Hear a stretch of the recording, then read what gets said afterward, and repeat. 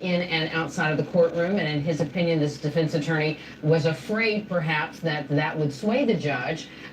He also tried the angle that Mr. Cosby is 81 years old and partially or legally blind, hoping that either one of those might in fact spare Mr. Cosby any time behind bars. But in fact, we're seeing as he's led now into that vehicle, that is not the case, and he is on his way perhaps to where you're located, Chad. Can you hear me, Chad?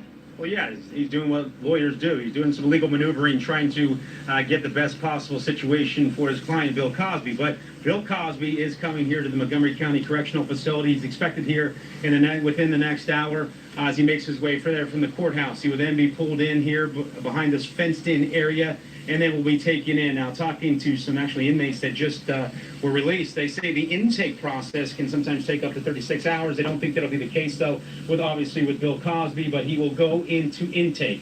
And then once in intake, he will undergo, like I said, a physical and mental evaluation, and then will be assigned a cell. It could be, like we talked about earlier, a one-man cell, a two-man cell, a four-man cell. Chances are with Bill Cosby, considering his celebrity and considering his age like he talked about, it'll be a one-man cell. But then he will serve a portion of the sentence, likely only a week or a few weeks here at this county facility. Then he will be moved to that state prison facility that he was sentenced to for 3 to 10 years. Which facility that will be is unclear. It'll be until he's assigned that facility. So much talk has been that it'll be over at the new facility there, the Phoenix facility, just a few miles down the road, formerly Graterford, but that may not be the case. But we are awaiting Bill Cosby to arrive here at the county prison to begin his sentence after being sentenced on those 3 counts of sexual assault. So as he gets here, we're going to be going over there towards the fence to see if we can capture him, to see if he will say anything as he begins this prison sentence. All right, Chad, before we let you go, I just wanted to clarify for viewers who might not realize, originally Mr. Cosby was convicted of 3 counts of sexual assault, each of which could have had up to 10 years. That would be 30 years behind bars. But several days ago, both sides, the defense and the prosecution, agreed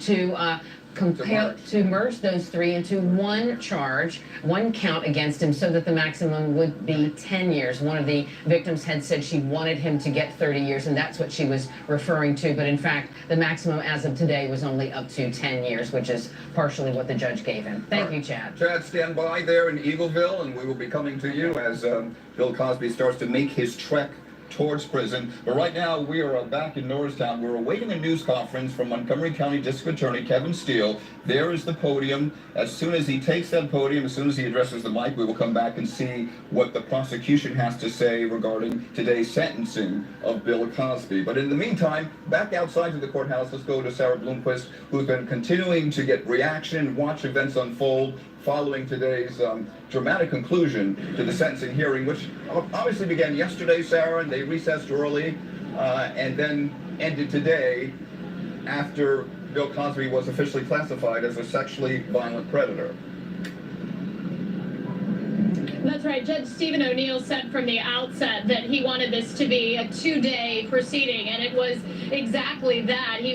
We did have some testimony this morning from a defense witness, a psychologist, who said he had a 3-hour conversation with Bill Cosby to try to assess whether he would reoffend, and he thought, to his mind, he's 81 years old, he's lost his vision, that was unlikely. However, that witness also told the court he had not reviewed any of the testimony that came from the courtroom, which sort of surprised even the prosecution. And in the end, the judge came back and decided to designate Bill Cosby as a sexually violent predator. That was really the first phase of that sentencing that happened today. Then there was a break, and they all came back after that break. Bill Cosby choosing not to give what they call an allocution, a statement on his own behalf.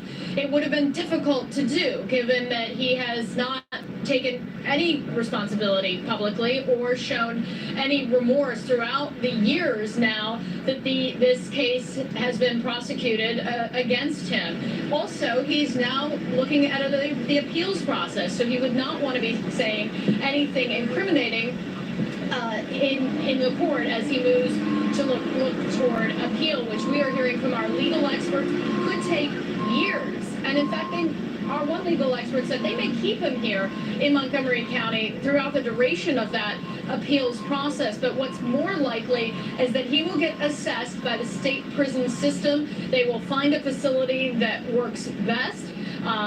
Kevin Steele has told the court over the past 2 days that there are state prisons that have medical facilities that can accommodate an 81-year-old man who's lost his vision and needs assistance getting around. So in the future, he will very likely be moved to one of those facilities.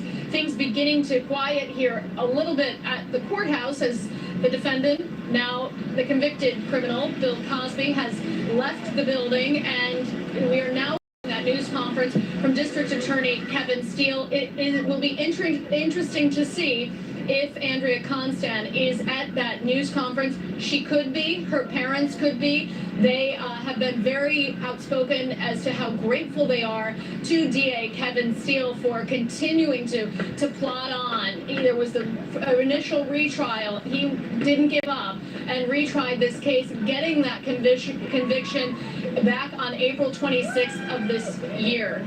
The last time he had this news conference at the end of that trial, it lasted about an hour. It went on for some time. He stayed and answered a lot of questions. This, of course, a victory for him. Many were critical of his attempt to retry this case, to go back and try to get this conviction of Bill Cosby, but he stayed with it, and he will be addressing the media shortly and undoubtedly talking about his admiration for Andrea Constan. Yesterday, he teared up when he talked about her coming back again and again, telling the same story and her willingness to pursue this, to see this to the end. And we are at the end, at least for this chapter, in this case that has gone on for years now, but there are still likely years to go as they look toward the appeal process.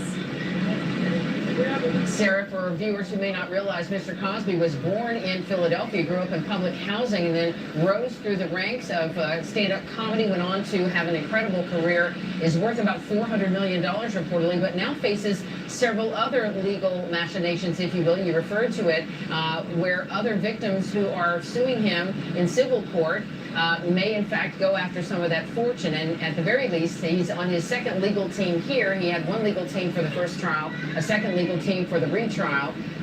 Now he may be facing obviously much steeper legal fees again as all of these civil trials play out. So it's certainly not the last time perhaps that we would see Mr. Cosby come to a courthouse and face some of these accusers on the civil side. They're not allowed to file criminal charges, but the civil cases are still going forward. And as we once again look at the video of Bill Cosby coming out of the courtroom in handcuffs, Sarah, you can expound on this. You and both John Rollins in the courtroom when the sentencing came down. He had an opportunity to speak, to give a statement to the judge, but he denied. There was no allocution, as they call it. There were also no character witnesses.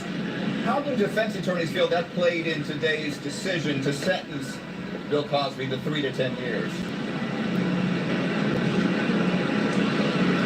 Well, the judge had to look at everything, and yesterday there was a lot of talk about what the court calls aggravating and mitigating circumstances. The aggravating, of course, being things like the other accusers. We know in this trial there were 5 that came forward, but as Monica is talking about as well, some 60 women have come forward with stories alleging sexual abuse by Bill Cosby over many, many years, and there are court cases still going on. Cosby has also sued some of them for defamation.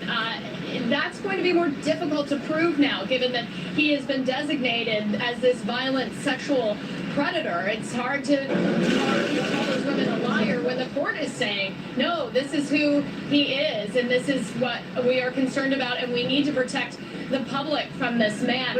As far as what they call the mitigating circumstances, they brought in his age, they brought in his physical ailments.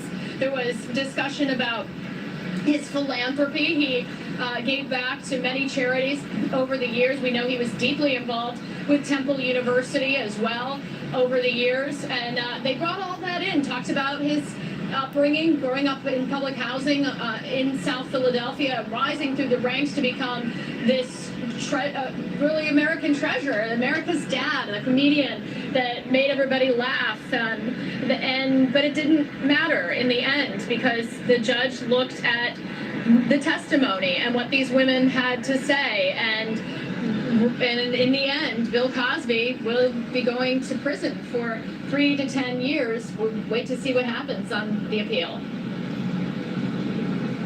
Team, as well as court watchers, will be debating for years to come. Would it have helped, perhaps today or even in the trial, if Mr. Cosby had taken the stand, if his wife Camille had taken the stand, if his daughters on his behalf, if some of his business associates, if anyone had come on the stand to say, you know, what a terrific person he was, for example, would that have helped? And that will be the debate for weeks and months to come, no doubt, as they reassess what happened here and what went wrong on the defense side.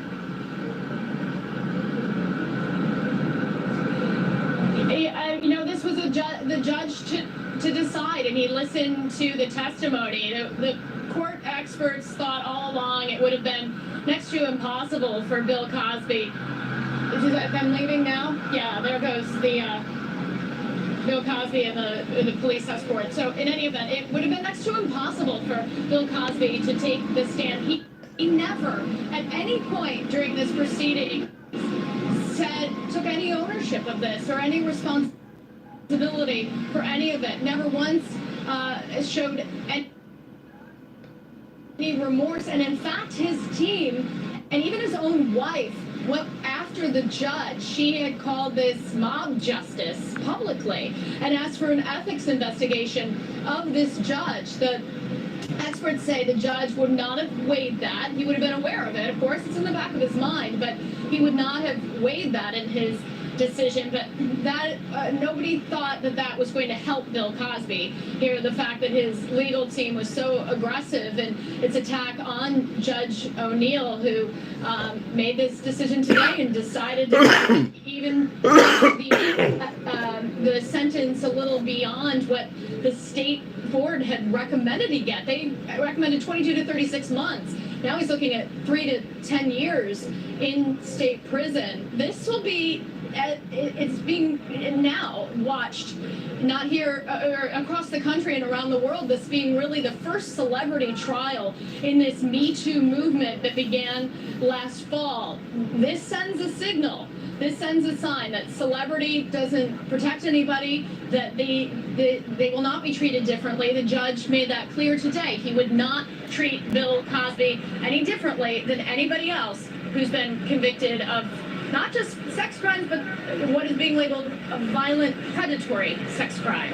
And now, Sarah, thank you. We're going to go to another camera and show you the county sheriff's vehicles, the entourage that is now taking Mr. Cosby to Eagleville Prison. They've just pulled up in front of that building, and presumably we'll see Mr. Cosby being led out of the back of the vehicle there. Again, there has been much debate about whether Mr. Cosby's family should have come to the courthouse and been there emotionally supporting him, but his wife did have a statement read by her. And Mr. Cosby has always alleged that it was consensual sex. He never said he didn't have sex with some of these women, specifically Ms. Constant, that he did admit to adultery, which his wife had forgiven him of, she said, throughout the years. But he said it was always consensual. The jury in April didn't buy it, and the judge today didn't believe it either. Now Mr. Cosby being led out of the vehicle. That's right. We just looked at the entourage. There's Bill Cosby once again in handcuffs, being led into the facility to be processed, where he will be again taken to the Montgomery County Correctional Facility. And it has been quite a journey where Bill Cosby's fall from grace, and so many women coming forward to say that yes, they too were sexually assaulted. Of course, the statute of limitations prevented them from seeking any kind of criminal trial against Cosby, which made this case involving Andrea Constant so eye-watching and gaining such national headlines, because once again, Bill Cosby was the first celebrity to be tried, convicted, and now imprisoned, the first celebrity during the Me Too era, and during this climate that had so many people watching this case. Let's go now to District Attorney Kevin Steele with his reaction to the sentencing of Bill Cosby.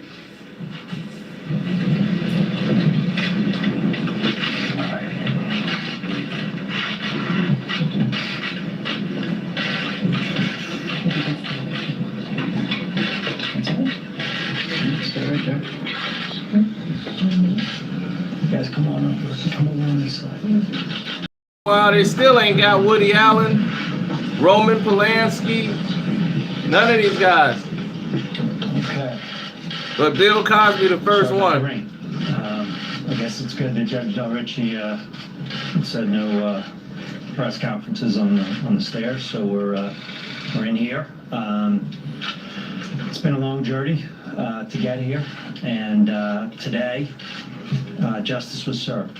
It's been a long time coming, but it arrived when a convicted felon named William H. Cosby Jr. left the courtroom in handcuffs, headed off to state prison for his crimes. It's been a long wait for our victim, Andrea Constant, as it has for the other women who have endured similar sexual assaults and rapes at the hands of the defendant. It has also been a long road for our prosecution team, which has worked hard to get justice for Andrea Constant, overcoming every legal hurdle that was thrown at us and a succession of defense attorneys along the way. For decades, the defendant has been able to hide his true self and hide his crimes using his fame and fortune. He's hidden behind a character created, Dr. Cliff Huxtable. It was a seminal character on TV, and so was the family, but it was fiction. Before Bill Cosby became a convicted felon taken away in handcuffs to begin paying for his crimes, a lot of people believed that that's who he was. But we know otherwise. He used his acting skills and an endearing TV personality to win over his victims and then keep them silent about what he did to them. So now finally, Bill Cosby has been unmasked, and we have seen the real man as he is headed off to prison. Because he wanted to buy NBC? Investigation and prosecution, we have treated the defendant like any other defendant. Our office prosecutes approximately 9,500 cases a year, and as prosecutors, Bill Cosby has already filed appeals. Evidence wherever it leads, and to whomever it leaves, and file charges accordingly, and then follow through on the prosecution of those crimes. That's what we do every day. We do the right thing, and that's what we did in this case. They ain't got Harvey yet, but they can get Bill We do the Cosby. right thing because someone who has a lot of money, someone who is famous, someone who can get a lot of attention all over Damn, the who world, was that? just by showing up someplace to eat, shouldn't be given a pass for their crimes and allowed to walk free because he and his defense team are going to make it hard to prosecute him, or because it will be expensive to prosecute him. Every victim deserves justice. Once that jury said guilty, and then said guilty, and then said guilty to all three charges of aggravated indecent assault, the sentencing guidelines indicated that the defendant should go to prison. We argued for the stiffest sentence to reflect that egregious natures of the crime. Giving women drugs so he can then have no resistance. It is a very serious crime, and the judge spoke of that today. Doesn't matter that he is only now being prosecuted and called to account for those crimes. In the eyes of this court, he's a convicted felon and shouldn't be given a pass. So I'm pleased that Judge O'Neill followed the sentencing guidelines, handed down a fair and significant sentence that reflects the severity of Cosby's crimes and the lifelong impact on Andrea. So let me talk about Andrea for a moment here. I can't say enough about her. We are all better off because she is in our lives. You've heard about how this assault changed her life. She has been through an ordeal these past 14 years, and she has been solid and steadfast. To put herself out like this for years in front of a worldwide audience is extremely difficult for anyone. She's been a rock. She's done the right thing over and over and over again. She went to the police and started this investigation. She told us she would cooperate with the prosecution long after she thought this ordeal had been put behind her. And she could have stayed home in Canada, and she could have lived a quiet life. But she knew it was important to see that justice was served. And we had some time when we were waiting for the jury the first time around. And this is some of you know I can coach a little basketball, so I was trying to get tips from Andrea on this. It's not every day that I get to be around a person of this caliber of talent in the basketball arena. And when we had pretty good indication of Really? You talking basketball after you just sentenced this man to prison? I went to her and asked her what she wanted to do. Sticking with the basketball aspect. Philadelphia, y'all got a lot to get. Pennsylvania, y'all got a lot of work to do. And she did. I'm never going to Pennsylvania again, right along with Ohio. She agreed to seek justice after that first trial ended. And we knew what we were going to go through again, and she never wavered. So we reached justice. We got to hear from the jury guilty verdicts. And right there, standing with Andrea and her family, were the other courageous victims. I'm overwhelmed by the number of women who are willing to go through this process with us, who are willing to testify at trial, telling their stories about being drugged and sexually assaulted or raped by Bill Cosby. I especially applaud the 6 witnesses who did have a chance to face the defendant. No, that ain't Larry Bird. The jury in the world, what happened to That's them. Kevin Steele. Johnson, Heidi Thomas, The DA of Montgomery County. Janice Dickinson, Janice Baker Kinney, and Lisa Lott. A disgrace. Was tremendous. They also endured significant victim shaming, which should never happen in a courtroom, but anybody that was there saw it. And I hope this trial and seeing the defendant brought to justice helped each of them and all of the other victims heal in their own way. And I want to also thank her attorneys, Dolores Triani and Bibi Kivitz, who were with her every step of the way with this, as well as this prosecution team. It was nice to have Thunder and Lightning back with me here, and Stu Ryan and Kristen Fegman are consummate professionals, and have The tall dude behind him. The whole way, and I can't say how appreciative I am of that. And I think Bill must have drugged himself to hit the sleep with that thing in court when. What was Bill thinking? Chance at an expert there. Oh, thanks for the super chat, bro. Our appellate unit, and you got to meet Tracy in this case when she argued the constitutionality of it, and did a marvelous job. And we're so happy that she's part of our team. Caroline Goldstein next to her. Caroline has been the quiet one behind us, helping us each step of the way, and working diligently to all hours. Adrian Jappy next to her, the assistant chief for our appellate unit, and Bob Fallon, who's our chief of appeals. These folks, when all this stuff keeps hitting and these motions keep coming, they're the reason we're so prepared each and every day to face any challenge that came before us. There's also a number of the victim advocates, and these folks are there every day to support the victims and do so much to help them walk this walk. Our detective bureau, they're amazing, and they work and they work and they work and helped us to get through every one of those challenges. Chief Fry is here behind Bibi. The Cheltenham Police Department is an exceptional police department. It is led by an exceptional man. He's following in the shoes of John Norris, who we also owe a debt of gratitude to, but these folks are the best, and our law enforcement community is an amazing group of people.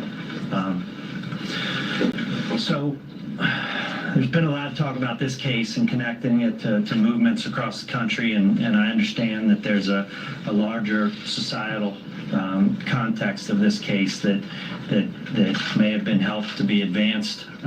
They killed Johnny Cock. To come forward, the lengthening of statute of limitations, or empowering people to come forward and report to law enforcement that they have been a victim of crime. All good outcomes. But I have to say that since we first charged the defendant on December 30th of 2016, this defendant has been treated like every other defendant that our office prosecutes, and there's about 9,500 of them a year, as I said, adult cases. We followed our standard practice, and we kept our eye on the ball. And what was important, it was that getting justice for the victim in this case, Andrea Constant. And so I stand before all of you pleased that we have done that, pleased that the defendant was convicted, pleased that he was finally sentenced in a court of law, and that we've closed the book on that chapter. So before we wrap up and take questions, and I think Phoebe asked to say a couple words, I wanted to share with you that Jennifer Storm, who is the Commonwealth of Pennsylvania's victim advocate, has been in touch with the many Of course, that documentary is upsetting. The ones that have You're like reliving it all over say again. that they too were victims of this defendant. And as you know, Pennsylvania law limits the other victim's role in the sentencing hearing that we just went through, but it is important that they have a voice. It's important that they be allowed to tell the stories of what happened to them for their own healing. So Jen has organized a press event, and she's going to give everybody time between now and when that starts in a short while over at Xavier Hall, 410 East Erie Street here in Norristown. It's just a few blocks away, so that the many other victims will be there. And it's my understanding many of them would like to speak at that point. And so I'd encourage anybody to go over to them. Phoebe, you has to say something, and then I'll take questions. I requested 30 seconds because I wasn't fortunate enough to be here for the verdict. We just wanted to extend our heartfelt thanks to the prosecution team. Kevin Steele, Kristen Fedden, Stu Ryan, the detectives, everyone who has worked on this case. I thought Tales from the Crypt was so over. Wonderful. She must be in the new season. Prosecutors, so we recognize brilliance in them. And this team was not only compassionate to the victim, but they were also so tenacious in the preparation of the case. Just a marvelous job, and we're so appreciative. I have to say one word about Andrea. We have represented Andrea now for almost 14 years. She is an incredible person. She has gone through this process and the many processes with both courage and grace. And she's just a marvelous person, and we've been fortunate to represent her. The final thing I wanted to say is, for us, we get to close this chapter of our book, fiction book, and we get to close it today. For other victims, they're just now beginning to write their own books, and hopefully they will feel safer and more free to do so. Thank you. Thank you, Jack.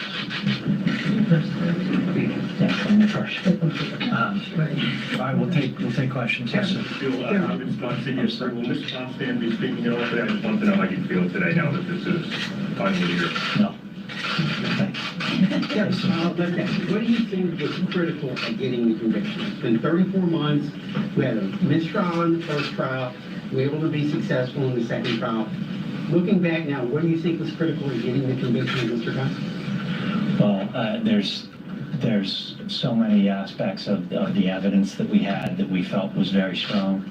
Of course, his own words, which basically spelled out what he did, and the jury heard that. And I think another aspect that I would be remiss if I didn't talk about is Dr. Ziv, and the better understanding of victims and what they go through, that she was able to tell the jury and discuss with them, and I don't know whether that had an impact on the jury or not, but we we felt that it was powerful evidence to have in the case. So there's You gonna go get Woody Allen? This case that we're very, very strong and. What about Woody? Be strong, and I'm confident in the case. How would you characterize seeing Mr. Cosby in handcuffs? Roman Polanski? You gonna go get Roman? It was pretty significant seeing him walk out of court in handcuffs. Go get Roman. What does that all mean? Look, it's not a cause for celebration, and we take very seriously the First person they crack down on is Bill Cosby. But I will not apologize for. Once Bill decides he wants to buy NBC, is to separate the how predators convenient. from the good people in our community, and. Why don't the press ask that out? What's up with the That time? happened when he was escorted out of the courtroom by the sheriffs in handcuffs. Next. Everybody's too hot, and so you have no other questions? If I can, nobody else can say it, if I can. Okay. I work for an African-American radio station. There have been many in the African-American community who felt that this is an unjust prosecution. How do you respond to that? That you have put an icon in the eyes of many African-Americans in jail? This is no different from any other case and any other defendant that prosecutes. We simply follow the evidence where it takes us, and it doesn't matter who they are. And I think that's really important because, you know, if somebody's wealth or fame or who they were detractors from following that evidence, you know, then justice wouldn't be getting done in cases. You know, it's been an interesting start to a time as district attorney here. I had to prosecute the chief law enforcement, you know, officer in the state, the attorney general.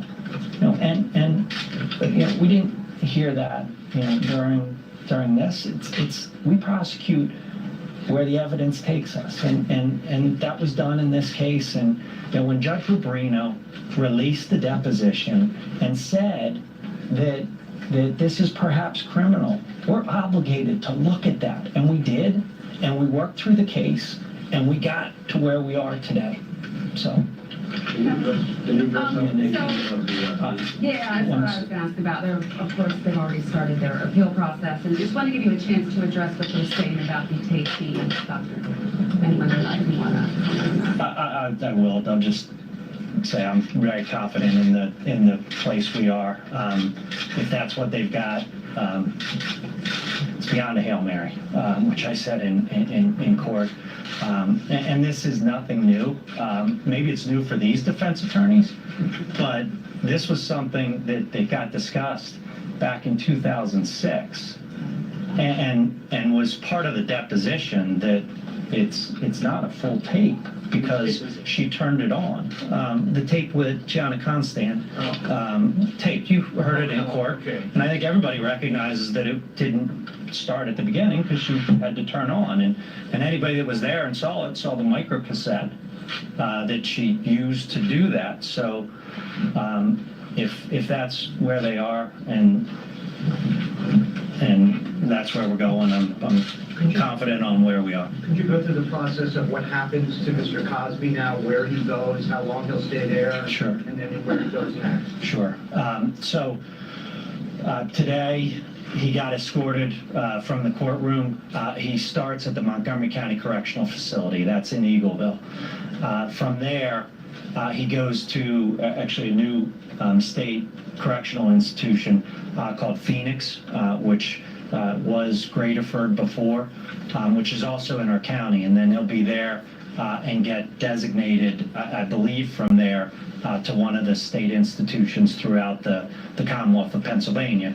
And our Department of Corrections does a terrific job with things, and they'll look at safety issues, and they'll look at needs and act accordingly. You asked for 5 years, between 5 and 10. The judge gave you 3 to 10. A little lower than you wanted, but I guess overall you're happy with the verdict. So the judge, I believe, considered the guidelines, and that guideline guideline was at the top end of the standard range. On the front end of the case, I think it's very important to note the tail end of the case. So he sentenced him to a maximum term on the tail end, which is 10 years. And that's important in that, you know, after 3 years of incarceration, somebody would be eligible for parole. Oh, more than railroad. Victims get a say in that now. And that has come, you know, over time, and they get a say.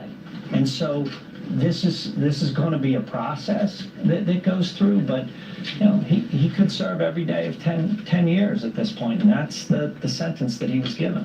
How much money did you want to get back? They had talked about the cost of prosecution. I know at one point it was like $250,000 for one. So how much total money are you asking for Cosby to pay back to the Right. So I guess there's different entities through this. So we have This is where it's really court about the costs, money. and that will be put in by the court. Sheriffs can put their costs in.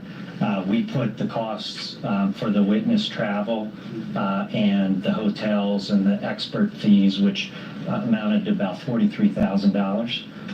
And so we asked that be recouped by our office. So, and that was signed by the judge today, and I'm not sure how the rest of those will be handled, but there's different costs that come with it, and he also got a fine, and the judge gave him a maximum fine. Maybe that's not a big deal to most folks, but $25,000 is a maximum fine in the case. Anybody else? Mr. Steele, I'm wondering, what actually is the legal process? And don't have the deadline, Hollywood. Obviously, they're going to appeal, so where does this go now, and what is the involvement of your office in this going forward? Because they've already started talking about the state Supreme Court. We got a little ways to get to before we get to the state Supreme Court. So they have an opportunity to file post-trial motions. They don't have to do that. And then after that, they'll file an appeal to the Superior Court, and that's going to be handled by our office. And I've said it before, I will put this appellate team up against anybody. We have been, you know, directed and given great guidance in this case throughout by all of them. Bob Fallon, Adrian Chapman, these two have been with me, and I'm boycotting NBC right now. And if it come on NBC, I ain't watching. I am so proud of them, and that'll be the process. All right. If it come on NBC, I'm not watching I it. hope many of you can get down to hear from some of the other victims.